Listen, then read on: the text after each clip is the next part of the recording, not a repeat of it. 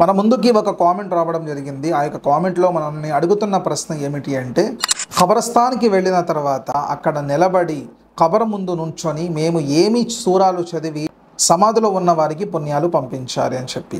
అస్సలాము అలైకుం రహమతుల్లా. నేను మీ శ్రేయోభిలాషి హాఫీజ్ బాయాజిజ్ సిరాజీ. నా ప్రేమ సోదర మహాసేవులారా, మన దగ్గరికి వచ్చిన ప్రశ్నకి సమాధానం ఏమిటి అంటే, ఖబరస్థాన్కి వెళ్లే ముందుగా మీరు నేను కూడా ఇక్కడికి రావాల్సిన వాడినే, ఇక్కడికి రాకముందు వాళ్ళు కూడా ఒకప్పుడు నాలాగా ఈ భూలోకంలో తిరిగేవారు, ఇక్కడ ఎంతో సంపాదించారు, కానీ ఈరోజు వాళ్ళు ఏమీ తీసుకువెళ్ళలేకపోయారు, నా పరిస్థితి కూడా రేపొద్దున అలానే ఉంటుంది, అందువలన నేను అల్లాహ్ని మెప్పించడానికి నా యొక్క జీవితం సాగించాలి అనే ఆలోచన తీసుకోవాలి.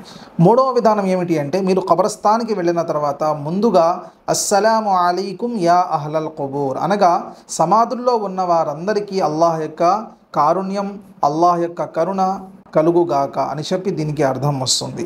నా ప్రేమ సోదర మహాశివులారా, ఈ 3 పనులైన తర్వాత 4వ పని, ఆ ఖబర్ ముందుకి వెళ్ళిన తర్వాత నిలబడి 2 చేతులు పైకి ఎత్తకుండా 2 చేతులు ఇలా కట్టుకొని మామూలుగా నుంచొని మీకు ఏ సూరాలైతే వచ్చో, ఏ సూరా అయినా పర్లేదు, సూరే ఫాతిహా, ఇంకా చిన్ని సూరాలు మీరు నమాజులో చదివే సూరాలు కానివ్వండి, ఏమైనా సరే పర్లేదు, లేదా దరూదైనా పర్లేదు, లేదంటే కలిమాలైనా పర్లేదు, ఏమైనా కూడా పర్లేదు, ఏదైనా సరే మీకు వస్తే అరబిక్ పదాలు అవన్నీ కూడా చదివి ఆఖరిలో ఏ అల్లా, నేను ఏదైతే ఖురాన్ చదివానో, లేదంటే ఏదైతే నేను దరూ చదివానో, లేదంటే ఏదైతే నేను జికిర్ చేశానో, ఈ యొక్క పుణ్యాన్ని ఫలానా వ్యక్తికి మీరు పంపించండి. అదేవిధంగా ఇక్కడ ఉన్న ప్రతి ఒక్క సమాధికి కూడా ఈ పుణ్యాన్ని మీరు పంపించండి అని చెప్పి మనసులో సంకల్పం చేసుకొని ఆఖరిలో దుఆ చేసుకుంటే అల్హమ్దులిల్లా మీరు చదివిన సూరాలు వాళ్ళ యొక్క సమాధుల వారికి పంపించడం జరుగుతుంది.